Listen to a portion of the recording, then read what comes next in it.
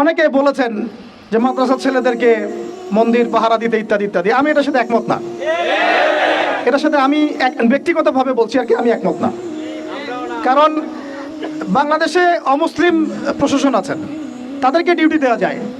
আমি তো এটাও পক্ষপাতী না যে একজন মুসলিম অফিসার ওখানে গিয়ে মূর্তি পাহারা দিবে, আর মাদ্রাসার ছেলেরা কি কারণে ওখানে গিয়ে পাহারা দিতে যাবে। তো এই যে একবারিয়ে বেশি দরদ দেখানো, এটা আমাদের মনে হয় ভালো হচ্ছে না। আর আমরা যত ইলিশ দেই না কেন, তারা আমাদেরকে কখনো স্বাধীনতা দিবে না। এইগুলা বাদ দেন, এইগুলোর দিন শেষ।